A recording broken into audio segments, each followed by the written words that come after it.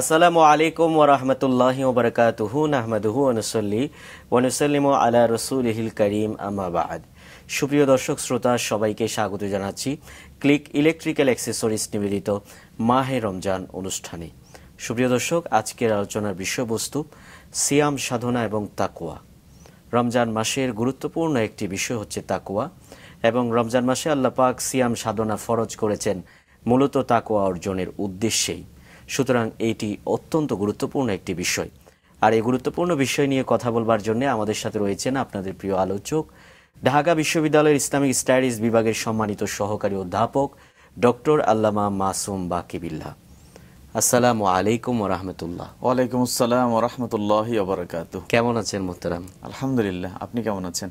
আলহামদুলিল্লাহ, ভালো আছি মোহতারাম। আমরা শুরুতে তাকওয়া সম্পর্কে জানবো। তাকওয়া বলতে আসলে কি বোঝায়? এই মাস, এই মাহে রমাদান, এটির সাথে তাকওয়া খুব গুরুত্বপূর্ণভাবে ওতপ্রোতভাবে জড়িত। আল্লাহ রাব্বুল আলামিন এই মাসকে আমাদেরকে উপহার দিয়েছেন মুত্তাকি হওয়ার জন্য। এই শব্দটি আরবি আল ইত্তিকাউ অথবা আল ওয়াকিউ শব্দ থেকে তার উৎপত্তি, যার অর্থ হচ্ছে যে বেঁচে থাকা, কোনো কিছু ছেড়ে দেওয়া, কোনো কিছু পরিত্যাগ করা, অর্থাৎ কোনো কিছু ছেড়ে দিয়ে আরেক জায়গায় চলে আসা, এর নাম হচ্ছে তাকওয়া, এটার উৎপত্তিগত অর্থের দিক থেকে। তো তাহলে যে ব্যক্তি কোনো কিছু ছেড়ে দিল বা পরিত্যাগ করলো, সে ব্যক্তিকে বলা হয় মুত্তাকি। তো এখন এই মুত্তাকি বলতে ছেড়ে দেওয়ার সাথে আসলে কি সম্পর্ক, তাকওয়ার সাথে পরিত্যাগ করার কি সম্পর্ক?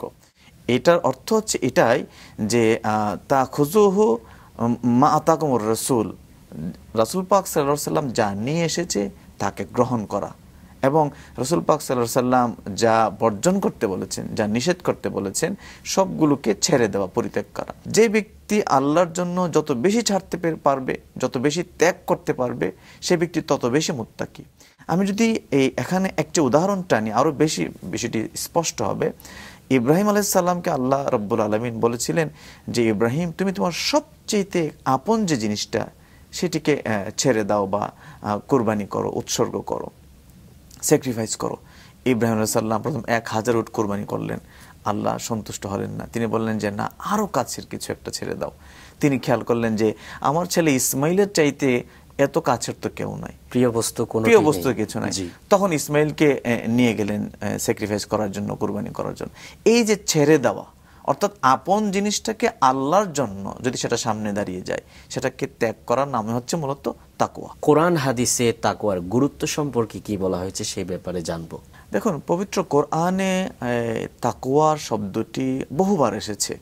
আমি আমার এক গবেষণায় প্রায় 86 বার মতো অ্যাবাউট এই তাকওয়া এবং তাকওয়া সংশ্লিষ্ট যে শব্দ আল্লাহ রাব্বুল আলামিন কোরআন মাজিদে ইরশাদ করেছেন।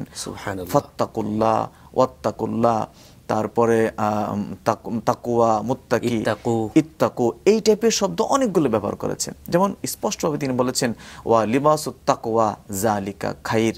আল্লাহ রাব্বুল আলামিন ইরশাদ করেন যে তাকওয়ার যে লিবাস, অর্থাৎ তাকওয়ার যে পোশাক, এই পোশাকটা জালিকা খাইর, এটা সর্বোত্তম, সবচেয়ে উত্তম পোশাক হচ্ছে তাকওয়ার পোশাক। তো তাকওয়ার পোশাকটা কি? তাকওয়ার পোশাক হচ্ছে যে একজন মানুষ তার সামগ্রিক কাজকর্মে, তার দৈনন্দিন সহ পারিবারিক, সামাজিক, রাজনৈতিক সহ সব কিছুর মধ্যে আল্লাহর জন্য ছেড়ে দেওয়া, আল্লাহর জন্য কোনো কিছু পরিত্যাগ করা, আবার আল্লাহর জন্য সেটাকে গ্রহণ করা, এই যে ব্যাপারটা, এটি অর্জন করার নাম হচ্ছে তাকওয়ার পোশাক। এবং আল্লাহ রাব্বুল আলামিন এটিকে বলছেন যে এটি সবচেয়ে উত্তম পোশাক। সুবহানাল্লাহ। শুধু তাই নয়, আপনি প্রথমে বলেছিলেন যে কথাটি, যে মাহে রমাদানের সাথে একটা গুরুত্বপূর্ণ সম্পর্ক আছে, এই ব্যাপারে আল্লাহ রাব্বুল আলামিন কোরআন মাজিদে ইরশাদ করেছেন, ইয়া আইয়ুহাল্লাযীনা আমানু কুতিবা আলাইকুমুস সিয়ামু কামা কুতিবা আলাল্লাযীনা মিন ক্বাবলিকুম লাআল্লাকুম তাত্তাকুন। এই যে আমরা মাহে রমাদানের রোজা 1 মাস পেয়েছি, এটা আল্লাহ রাব্বুল আলামিন কেন দিয়েছেন আমাদেরকে? যদি এক উত্তরে যদি তার প্রশ্নের আনসার আমরা খুঁজি, তাহলে সেটার আনসার কিন্তু আল্লাহ রাব্বুল আলামিন নিজেই দিয়েছেন। তিনি বলেছেন, তোমরা যেন মুত্তাকি হতে পারো। নবীজি সাল্লাল্লাহু আলাইহি ওয়াসাল্লাম বিদায় হজ্জের ভাষণে বলেছিলেন যে অনারবের উপর আরবের বাড়তি কোনো মর্যাদা নেই, আরবের উপর অনারবের বাড়তি কোনো মর্যাদা নেই, সাদা মানুষের উপর কালো মানুষগুলির আলাদা কোনো মর্যাদা নেই, কালো মানুষগুলির উপর সাদা মানুষের আলাদা কোনো মর্যাদা নেই। মর্যাদা হবে তাকওয়ার উপর, মর্যাদা হবে তার চরিত্রের উপর। অর্থাৎ যে মানুষের তাকওয়া চরিত্র যত বেশি সমুন্নত, তার মর্যাদা তত বেশি সমুন্নত। আপনার আলোচনা থেকে আমরা যেটা বুঝলাম সেটি হচ্ছে তাকওয়া মানে হচ্ছে গুনাহ থেকে বিরত থাকা, গুনাহ পরিত্যাগকারীকে বলা হয় মুত্তাকি। এখন গুনাহের বিভিন্ন রকমের স্তর আছে আমরা জানি, তো গুনাহের স্তরের ভিত্তিতে মুত্তাকিদের কোনো স্তরের বিন্যাস আছে কিনা এই বিষয়টা নিয়ে বলবেন। যে তাকওয়ার যে ক্রমোন্নতি, তাকওয়ার ক্রমোন্নতির জায়গার দিক থেকে যদি বিশ্লেষণ করা হয় তাহলে তার তিনটি স্তর বিভিন্ন গ্রন্থে এবং কিতাবে এসেছে। প্রথমত হচ্ছে যে একেবারে শিরিক থেকে বেঁচে থাকা, অর্থাৎ শিরিক থেকে বেঁচে থাকা তাকওয়ার প্রথম স্তর। যেমন কোরআন মাজিদে আল্লাহ রাব্বুল আলামিন বলেছেন, ইন্না শিরকা লা যুলমুন আযীম, নিশ্চয় শিরিক হচ্ছে সবচাইতে বড় জুলুম নিজের উপর, সমাজের উপর। এটি হচ্ছে প্রথম স্তর। এবং কোরআন মাজিদের আরেক জায়গায় আল্লাহ বলেছেন ফাআলজামাহুম যালিকাত তাকওয়া, অর্থাৎ আল্লাহ রাব্বুল আলামিন তাকওয়ার দিয়ে সুদৃঢ় করেছেন, তাদেরকে সমুন্নত করেছেন। সুবহানাল্লাহ, সুবহানাল্লাহ। আর দ্বিতীয় স্তর হচ্ছে যে যত সগীরা গুনাহ আছে সমস্ত সগীরা গুনাহ থেকে নিজেকে হেফাজত করা, অর্থাৎ বান্দা কবিরা গুনাহ তো করবেই না, বড় বড় গুনাহ যেগুলো আছে সেগুলো করবে না, এমনকি ছোট ছোট গুনাহ যেগুলো আছে সগীরা গুনাহ, সেই সমস্ত গুনাহ থেকেও বান্দা নিজেকে হেফাজত করবে। এটা হচ্ছে তাকওয়ার দ্বিতীয় স্টেপ বা দ্বিতীয় স্তর বলা যেতে পারে। নাম্বার 3 যেটি একদম সর্বশেষ, যেটি যে বান্দা একেবারে আল্লাহ থেকে বিমুখ হয়, আল্লাহ থেকে বিমুখ করে, অথচ জায়েজ কাজটি, এমন কাজ থাকতে পারে যেটি করা যাবে কিন্তু কাজটি করার এমন নিষেধ নাই, কিন্তু আল্লাহ থেকে বিমুখ করে দেয়, মনকে দূরে সরিয়ে দেয়, এমন কাজ থেকেও বান্দা দূরে থাকবে, এমন কাজ বান্দা ছেড়ে দিবে, পরিত্যাগ করবে। এবং কোরআন মাজিদে আল্লাহ রাব্বুল আলামিন বলেছেন, তার পক্ষে আয়াত বলেছেন, তিনি বলেছেন ইয়া আইয়ুহাল্লাযীনা আমানুত্তাকুল্লাহা হাক্কা তুকাতিহি ওয়ালা তামুতুন্না ইল্লা ওয়া আনতুম মুসলিমুন।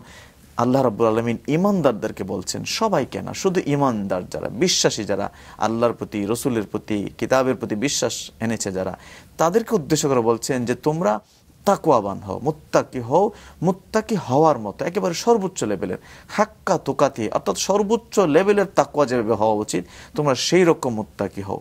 এবং পরের আয়াতে বলছেন ওয়ালা তামুতুন্না ইল্লা ওয়া আনতুম মুসলিমুন, ঈমানদাররা তোমরা ঈমানদার হয়েছো, বিশ্বাসী হয়েছো, এখনো মুসলিম হতে পারো নাই, তোমাদেরকে মুসলিম হওয়া লাগবে। এখানে একটি বিষয় খুব গুরুত্বপূর্ণ, যে বিশ্বাসী হলেই কিন্তু তাকওয়াবান হওয়া যায় না, মানে মুত্তাকি হয়ে যাওয়া যায় না, বরং ঈমানদার হওয়ার পরে পরিপূর্ণ মুসলমানিত্ব অর্জনের মাধ্যমে একজন লোক মুত্তাকি হতে পারে। কোন কোন বৈশিষ্ট্য অর্জন করলে একজন ব্যক্তিকে মুত্তাকি বলা যায়? মুত্তাকির অনেকগুলো বৈশিষ্ট্য আছে, তার মধ্যে আমরা আল্লাহ রসুলের হাদিসের অনুকূলে যদি আমরা জানতে চাই যে স্পেসিফিক্যালি মুত্তাকির বৈশিষ্ট্যগুলো কি কি, সেক্ষেত্রে মুআয ইবনে জাবাল রাদিয়াল্লাহু তাআলা আনহুর একটি হাদিস এসেছে এই বিষয়ে। তিনি বলেন যে হাশরের মাঠ যখন বিচার কার্য শুরু হয়ে যাবে, ঠিক তখনই আড়াল থেকে, পর্দার আড়াল থেকে একজন আহ্বানকারী ডাকবেন যে তোমরা কারা যারা শিরিক থেকে বেঁচেছিলে, মূর্তি পূজা থেকে বেঁচেছিলে, মুত্তাকি হয়েছিলে, তাকওয়াবান হয়েছিলে, তোমরা কারা, তোমরা আমার কাছে ফিরে আসো, আমার কাছে আসো। তখন দেখা যাবে হাশরের মাঠে একদল লোক ওই ডাকের দিকে যাচ্ছে, যেদিক থেকে ডাক আসছে সেদিকে যাচ্ছে, এবং তারা এগোনোর পরে, সেখানে যাওয়ার পরে ওই আহ্বানকারী বলবেন যে তোমরা মুত্তাকি, তোমরা তাকওয়া অর্জন করেছো, শিরিক করো নাই, মূর্তি পূজা করো নাই, আল্লাহর সাথে কাউকে শরীক করো নাই, যাও তোমরা আজকে জান্নাতে চলে যাও। এবার এমন কিছু বৈশিষ্ট্য সম্পর্কে বলবেন যে বৈশিষ্ট্যগুলো একজন ব্যক্তির মুত্তাকি হওয়ার ক্ষেত্রে বাধা হয়ে দাঁড়ায়। দেখুন, মুত্তাকি হওয়ার জন্য আমাদের সমাজ ব্যবস্থার ক্ষেত্রে, পারিবারিক জায়গাগুলোতে অনেকগুলো বাধা আমাদের কাজ করে। আমরা যখন বিভিন্ন স্কুল, কলেজ, মাদ্রাসায় যখন পড়াশোনা করি, বা আমাদের ছেলেরা মেয়েরা যখন করে, তখন সে কার সাথে মিশছে আসলে, এটি অনেক বড় একটি বিষয়। সে যদি এমন একটি বন্ধুর সাথে মিশে যে মুত্তাকি না, বা আল্লাহ রাসূলের পথে না, বা দুষ্ট প্রকৃতির, এরকম যদি হয়ে থাকে, তখন এই সঙ্গের একটা বড় প্রভাব পড়ে, এবং এই সঙ্গের প্রভাবে অনেক সময় সে অন্যায় পথে পা বাড়ায়। আমরা অনেক সময় কিশোর গ্যাংয়ের কথা শুনি, বা মাদকের কথা শুনি, কিশোর মাদক দ্রব্য গ্রহণ করে, এই যে বিষয়গুলি, নেশাগ্রস্ত হয়ে যাওয়া, এই ব্যাপারগুলি কিন্তু ঘটে অনেক সময় সঙ্গ দোষে, পরিবেশের অনেকের কাছ থেকে এরকম খারাপ মানুষের সাথে মিশে গিয়ে। তো এই জায়গাটি অনেক বড় একটি বাধা বলে আমি মনে করি। আরেকটি হচ্ছে যখন অপরাধের শাস্তি নিশ্চিত হয় না, এমন যখন হয়ে যায় সামাজিকভাবে বা রাষ্ট্রীয়ভাবে বা বিভিন্ন আঙ্গিকে, যখন অপরাধের শাস্তি শিথিল হয়ে যায় বা পার পেয়ে যায়, এরকম যখন হয়, সেক্ষেত্রে অনেক সময় মানুষ সত্যপথ থেকে বিচ্যুত হয়, অন্যায়ের পথে পা বাড়ায়। তো এই ক্ষেত্রে এটি একটি বড় বাধা আসলে। বিশেষ করে আমরা সামাজিকভাবেও অনেক দিক থেকে কিন্তু তার একটি সচেতনতা গড়ে তুলতে পারি অন্যায়ের বিরুদ্ধে, অত্যাচারের বিরুদ্ধে, জুলুমের বিরুদ্ধে। বিশেষ করে রাসূলুল্লাহ পাক সাল্লাল্লাহু আলাইহি সাল্লামের চরিত্র কেমন ছিলেন, নবীজি সাল্লাল্লাহু আলাইহি সাল্লামের পুরো জিন্দেগিতে, পুরো জীবনীতে উনি কিভাবে চলতেন, কিভাবে কথা বলতেন, এই যে সিরাতের কথা বলা, এগুলো যখন আমাদের ছেলেরা মেয়েরা যখন জানবে না বা সমাজে জানা হবে না, এটি বড় একটি বাধা। কিন্তু নবীজি সাল্লাল্লাহু আলাইহি সাল্লামের এই জীবন চরিত্র যদি আমরা বেশি বেশি চর্চা করতে পারি, এক্ষেত্রে আমাদের প্রত্যেকটা মানুষের এখান থেকে অনেক কিছু শেখার আছে। এই ব্যাপারগুলি যত বেশি চর্চা করতে পারবো, তাকওয়া হওয়ার পথে আমরা তত বেশি এগোতে পারবো। তাকওয়ার সাথে আসলে ভয়ের সাথে কোনো সম্পর্ক আছে কিনা? দেখুন, তাকওয়া শব্দের শাব্দিক অর্থটা মূলত ভয় না, শাব্দিক অর্থটা হচ্ছে পরিত্যাগ করা, অর্থাৎ ছেড়ে দেওয়া, বেঁচে থাকা। আল ইত্তেকাউ আল ওয়াকিউ, দুটি শব্দ এসেছে। তো এখানে ভয় শব্দ বা অর্থ গ্রহণ করে সবাই ইত্তাকুল্লাহ, মানে আল্লাহকে ভয় করো, কিন্তু এর থেকে আরো বেটার কনসেপ্ট কিন্তু আছে। বেটার কনসেপ্ট কোনটা? যেমন ধরুন, ভয়ের শব্দটা এই জন্য নিয়ে আসে অর্থটা, যে ভয় পেয়ে সে আল্লাহর নাফরমানি থেকে বেঁচে থাকবে, গুনাহ থেকে বেঁচে থাকবে। কিন্তু আউলিয়া কেরামগণ, সুফিরা কিন্তু আরো বেটার অর্থ তুলেছেন। তারা বলেছেন যে না, আল্লাহর সাথে বান্দার আসলে ভয়ের সম্পর্কের চাইতেও আরো উন্নত সম্পর্কের দাবি আছে, ডিমান্ড আছে। সেটি হচ্ছে বান্দা আল্লাহর জন্য তো ছেড়েই দিবে, তো সেটি ভয় না পেয়ে বরং আল্লাহর প্রেমে পড়ে সে ছেড়ে দিবে, আল্লাহর মহব্বতে ছেড়ে দিবে। একটি হচ্ছে, যেমন ধরুন বদরের যুদ্ধে সাহাবায়ে কেরাম অংশগ্রহণ করেছে, নিশ্চয়ই আল্লাহ রাসূলকে ভয় পেয়ে না, বরং প্রেমে পড়ে, ভালোবেসে। উহুদের যুদ্ধে, খন্দকের যুদ্ধে ওনারা জীবন দিয়েছেন, মক্কা থেকে মদিনায় হিজরত করে বাড়ি ঘর সবকিছু ছেড়ে দিয়ে, আত্মীয় স্বজন ছেড়ে দিয়ে মদিনাতে চলে আসছেন, নিশ্চয়ই আল্লাহকে ভয় পেয়ে না, বরং আল্লাহর প্রেমে পড়ে, নবীজির প্রেমে পড়ে। তাকওয়া মানে হচ্ছে আল্লাহর প্রেমে ছেড়ে দেওয়া, বেঁচে থাকা, গুনাহ থেকে বেঁচে থাকা। এটা আরো বেশি সমুন্নত অর্থ কিন্তু হবে। মাহে রমজানে আমরা কিভাবে তাকওয়া অবলম্বন করতে পারি? একজন মানুষ, একজন মুসলিম চাইলেই কিন্তু এই মাহে রমাদানকে উপলক্ষ করে মুত্তাকি হওয়ার সুযোগ আছে তার, যে আমি তো না খেয়ে থাকছি, আমি গুনাহ থেকেও বেঁচে থাকবো। তো মাহে রমাদানের সাথে তাকওয়া, মুত্তাকি, পরহেজগারিতার একটা গুরুত্বপূর্ণ সম্পর্ক আছে। আমাদের প্রত্যেকেরই উচিত এই প্রথম দিন থেকে শুরু করে 30 দিন পর্যন্ত একটা প্রসেসের মধ্যে যাওয়া, নিজেকে মুত্তাকি বানিয়ে ফেলা। মোহতারাম, খুব সুন্দর বলেছেন। অনেকগুলো তথ্য আমরা আপনার কাছ থেকে জানতে পারলাম, আপনাকে ধন্যবাদ জানাচ্ছি। আপনার প্রতিও কৃতজ্ঞতা। দর্শক, আজকের মতো আমরা এখানে বিদায় নিচ্ছি আপনাদের প্রিয় অনুষ্ঠান ক্লিক ইলেকট্রিক্যাল অ্যাক্সেসরিজ নিবেদিত মাহে রমজান অনুষ্ঠান থেকে। দেখা হবে আগামী পর্বে। আজ এ পর্যন্তই। আল্লাহ হাফেজ। আসসালামু আলাইকুম ওয়া রাহমাতুল্লাহ।